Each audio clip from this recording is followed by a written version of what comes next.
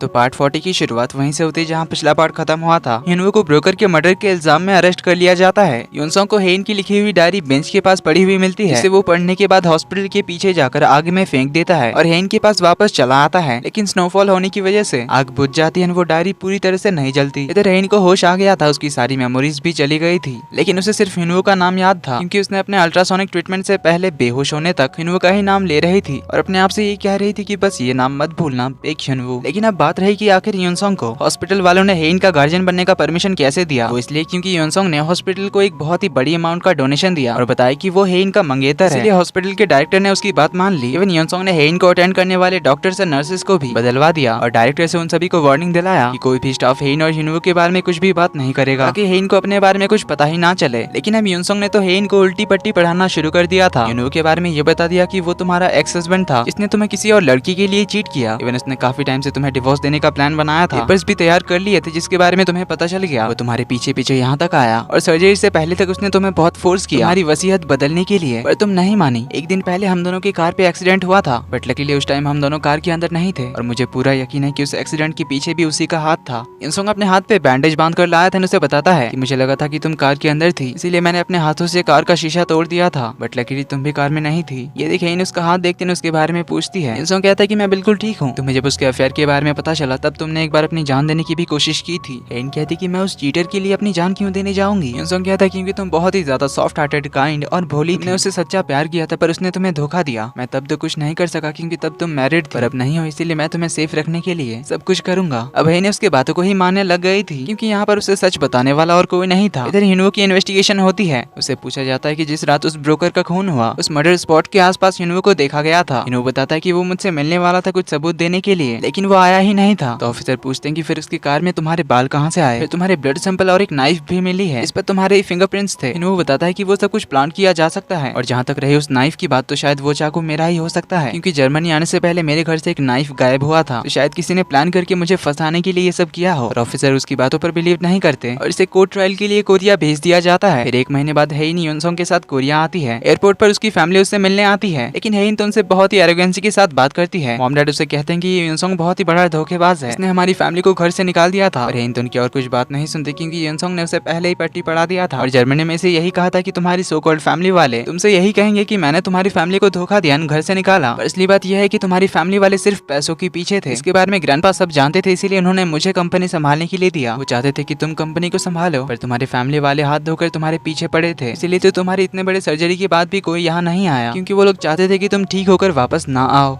Coming back to present, सुचल उसे समझाने जाता है कि अपनी फैमिली पर भरोसा करो, ये युनसोंग धोखेबाज है। हेइन कहती तुम तो वही हो ना जो मेरी एनर्जी को काबू में रखने के लिए अपने पास एक टैलिस्मैन रखा करते थे। ये बात सुचल ने युनसोंग को बताया था, युनसोंग ने हेइन को बता दिया है, इसलिए सुचल के पास कोई जवाब नहीं होता। आंटी उसे कहती कि तुम्हारे साथ तो युनवू को होना चाहिए था। हेइन कहती मेरा एक्स हस्बैंड ना, मुझे पता है वो कहाँ होगा, और उसे मर्डर के इल्जाम में अरेस्ट कर लिया गया है और वो अभी जेल में है। मॉम उसे समझाने जाती, पर हेइन उन्हें कह देती कि आपने तो मेरे नाम पे केस कर दिया था मेरे एक मॉल की वजह से, और मैं जानती हूँ कि हम दोनों का कुछ खास रिश्ता नहीं है, भले ही मेरी मेमोरी चली गई है, पर मुझे पता है कि आप मुझसे नफरत करती थी। ये लोग युनसोंग पे गुस्सा करने जाते हैं, पर हेइन तो युनसोंग को डिफेंड कर लेती है और कहती है मिस्टर युनसोंग से तमीज से बात करिए। युसन फैमिली वाले शॉक्ड रह जाते हैं। इधर हिनवू तो जेल में था, पर उसे हेइन की बहुत ही ज्यादा फिक्र हो रही थी कि वो युनसोंग कुछ भी कर सकता था। इधर युनसोंग ने हेइन के रहने के लिए बाहर एक घर देख रखा था, लेकिन हेइन अपने ही घर जाना चाहती है, क्योंकि वो अपने बारे में जानना चाहती थी, जिससे शायद उसकी मेमोरी भी वापस आ सकती है। युनसोंग को ये बात पसंद नहीं आती, पर वो उसे कुछ कह भी नहीं सकता। घर आकर युनसोंग अपनी मॉम से मिलने आता है और उन पर काफी गुस्सा करता है, क्योंकि उसे पता था कि हेइन पे अटैक सियोली नहीं करवाई है। सियोली कहती कि मैंने तो तुम्हें पहले ही वार्निंग दिया था कि अगर तुम उसके साथ रहे तो उसे हर्ट होगा। युसन को युनसोंग को बहुत ही ज्यादा गुस्सा आता है, तो उन्हें कहता है कि अगर आप मुझे धमकी दे सकती हो तो अब मेरी बारी है। अब ये रूम था हेइन के ग्रैंडपा का, जहाँ युनसोंग को दिया हुआ पेंटिंग लगा हुआ था, जिसके अंदर था कैमरा, इसमें सब रिकॉर्ड हो गया था। सियोली ने किस तरह से चेयरमैन को कोमा में पहुंचाया था, इसलिए युनसोंग सियोली को धमकी देता है कि अगर दोबारा से हेइन को कभी टच किया, जिस तरह से हिनवू को मैंने जेल भिजवाया, उसी तरह आपको भी जेल जाना पड़ेगा। इधर हेइन के फैमिली वाले भी समझ गए थे युनसोंग ने हेइन को हमारे खिलाफ पट्टी पढ़ा दी है, और अगर उसने अपने और उसके बारे में कोई झूठी कहानी बता दी होगी तो, जिससे अगर हेइन उससे शादी करना चाहे तो क्या होगा। डैड कहते हैं कि हेइन ऐसा कुछ भी नहीं करेगी, क्योंकि मैंने हेइन पे नजर रखने के लिए किसी को जर्मनी भेजा था। इससे हम देखते हैं कि हेइन के डैड ने 3 डिटेक्टिव्स को हेइन पे नजर रखने के लिए जर्मनी भेजा था, जिनसे हेइन के फैमिली वाले मिलने आते हैं और उनसे हेइन के बारे में पूछते हैं। इधर हेइन अपने घर के रूम में आती है, पर वहाँ उसका पूरा रूम तो एकदम खाली था, सिर्फ उसके कपड़े और बेड वगैरह सब कुछ ठीक थे, बाकी ना कोई फोटो ना कोई ऐसी चीज थी जिससे वो अपने पुरानी जिंदगी के बारे में जान सकती थी। वो हिनवू के रूम में भी जाती है देखने के लिए, क्योंकि युनसोंग ने इसे बताया था कि क्योंकि हिनवो के साथ तुम्हारा रिलेशन ठीक नहीं था, इसीलिए तुम लोग अलग रूम में सोते थे। तो यहाँ पे उसे वो MP3 प्लेयर मिल जाता है जिसे हेन हिनवो का समझ लेती है, तो वो उस पे गाने सुनती है। अब ये गाने तो हेन के फेवरेट थे, इसीलिए कहती है हमारा म्यूजिक टेस्ट सेम रहा होगा। तो अब हेन के मन में सवाल आते हैं कि आखिर हिनवो किस तरह का आदमी रहा होगा, पर अगर वो मेरा दुश्मन रहा होगा तो मुझे उसके बारे में जानना पड़ेगा। इसीलिए वो अगले ही दिन जेल चली आती है हिनवो से मिलने के लिए, जहाँ वो सोच में होती है कि आखिर मैं इससे कैसे प्यार कर बैठी, अगर ये इतना खतरनाक इंसान रहा होगा तो। तभी हिनवो आता है, वो तो हेन को सही सलामत देखकर ही काफी इमोशनल हो जाता है। देन उसे सर्जरी के बारे में पूछता है वो ठीक है या नहीं। हेन कहती है तुम्हें भला मेरी फिक्र क्यों होगी, पर हिनवो कहता है मुझे तुम्हारी बहुत फिक्र हो रही थी। हेन कहती है क्या तुमने मुझे स्टूपिड समझ रखा है, मेरी मेमोरी चली गई है इसलिए जो तुम्हें लगता है कि मैं तुम्हारी इन बातों पे आ जाऊंगी। पर हिनवो कहता है मैंने तुम्हें बहुत मिस किया। जो सुन हेन एक पल के लिए रुक जाती है, फिर उसे कहती है कि मैं तुम्हारे बारे में सब कुछ जान चुकी हूँ, इसलिए मेरे सामने तुम्हारी एक्टिंग नहीं चलेगी। हिनवो कहता है मुझे नहीं पता कि यूनसोंग ने तुम्हें मेरे बारे में क्या बताया, पर उसकी कोई बात सच नहीं है, ट्रस्ट मी। पर हेन उसे बीच में ही रोकते हुए कहती कि मैं जो देखती हूँ उसी पर बिलीव करती हूँ। तुमने डिवोर्स पेपर पे साइन किया था और अब तुम एक खूनी बन चुके हो, इसलिए मुझे अब तुम्हारे बारे में और कुछ जानने की जरूरत नहीं है। इस पर हिनवो कहता है कि अगर तुम्हें सब कुछ पता ही था तो फिर तुम मुझसे यहाँ मिलने क्यों आई, अभी भी तुम्हें डाउट है। इस पर हेन भी उसे कुछ नहीं कह पाती, पर फिर थोड़ी देर बाद उसे कहती कि ऐसा समझ लो कि मैं तुमसे दोबारा और कभी नहीं मिलना चाहती थी, इसीलिए आखिरी गुड बाय के तौर पर मैं यहाँ आई हूँ। पर हिनवो कहता है कि हम दोबारा जरूर मिलेंगे क्योंकि मैं कभी गिव अप नहीं करूंगा। मैंने तुम्हें प्रॉमिस किया था कि मैं हमेशा तुम्हारे साथ रहूंगा। मैंने प्रॉमिस किया था जब तुम्हें होश आएगा तब मैं तुम्हारे सामने होऊंगा। मैं नहीं रह सका इसके लिए आई एम सॉरी,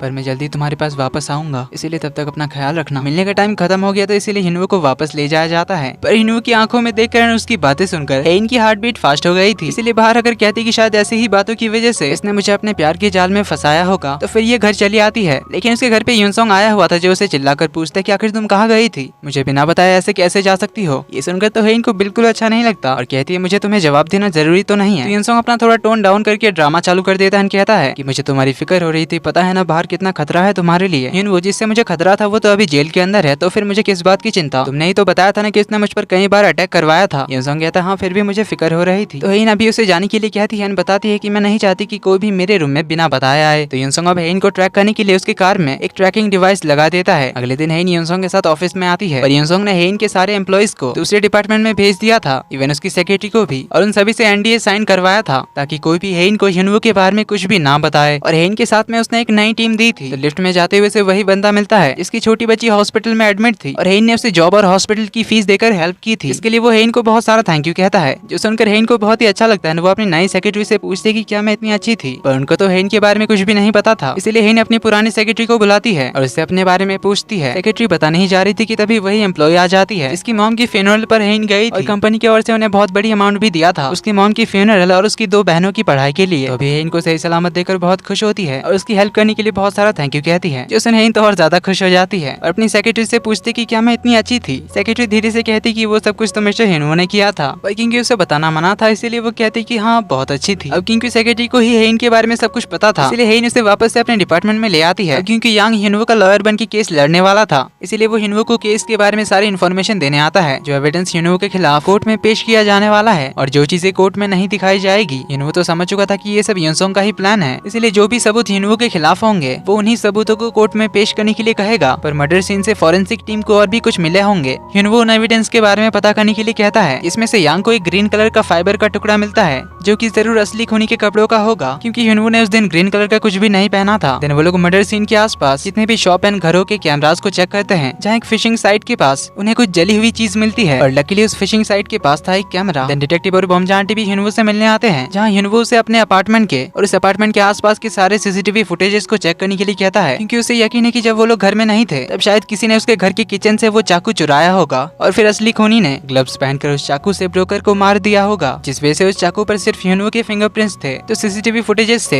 ये लोग असली खूनी को ढूंढ लेते हैं। इवन असली किलर के खिलाफ यांग और उसकी टीम पक्के सबूत भी ढूंढ लेते हैं। पहले हिनवो के घर से चाकू चुराते हुए उसकी फुटेज मिल जाती है, जहाँ पर उसने ग्रीन कलर का हैंड ग्लव्स पहना हुआ था। फिर क्राइम सीन से 2 किलोमीटर दूर उस फिशिंग साइट के पास उसने अपने सारे कपड़े एंड हैंड ग्लव्स को जला दिया था, उसका भी फुटेज मिल जाता है। इवन उन जलाए हुए कपड़ों पर कुछ खून के धब्बे थे जो कि ब्रोकर के थे। इवन जो ग्लव्स जलाया था वो भी उसी फाइबर का बना हुआ था, जिसका टुकड़ा फॉरेंसिक टीम को ब्रोकर की कार से मिला था। और सबसे बड़ा प्रूफ तो उस किलर के फोन में था, जहाँ उसने ब्रोकर को मारते हुए अपना वीडियो बनाया था। इससे हिनवो समझ गया था कि वो एक हिटमैन था, जो लोग पैसों के बदले काम करते हैं और उन्हें प्रूफ के तौर पर अपने काम का वीडियो बनाना पड़ता है, ताकि जिसने उन्हें ऑर्डर दिया है प्रूफ के तौर पर ये वीडियो भेजकर उन्हें पैसे दे सके। तो डिटेक्टिव ने उस हिटमैन का पता लगा लिया था, उसके फोन को हैक करके उसने सारे फुटेजेस को निकाल लिया था। इसमें साफ दिख रहा था कि उस हिटमैन ने ही ब्रोकर को मारा था, जिससे हिनवो को पूरे इज्जत के साथ छोड़ दिया जाता है और असली खूनी को पकड़ लिया जाता है, और क्योंकि वो हिटमैन नहीं जानता था कि उसे किसने ऑर्डर दिया था, इसलिए पुलिस को यूनसोंग के बारे में कुछ पता ही नहीं चलता। तो हिनवो को पिक करने के लिए उसके भाई और बहन आते हैं, जो लोग उसे देखकर बहुत ही ज्यादा खुश होते हैं। लेकिन थोड़ी दूर से कार के अंदर से हेइन भी उसे देख रही थी। सेक्रेटरी उसे यहाँ आने का रीजन पूछती है। हेइन कहती कि मेरा स्टॉकर बाहर आ गया है, इसलिए मुझे संभल कर तो रहना पड़ेगा ना, इसलिए मैं इस पर नजर रखने आई हूँ। इस पर सेक्रेटरी कहती कि पर अभी स्टॉकर तो आप लग रही हो। हेइन कहती ऐसा कुछ नहीं है। इसी के साथ पार्ट 40 का एंड यहीं पर होता है। वीडियो पसंद आई तो वीडियो को लाइक कर देना, चैनल पर पहली बार आए तो do subscribe and hit the bell icon. जल्दी ही मिलते हैं अगले पार्ट में, तब तक के लिए take care and bye bye.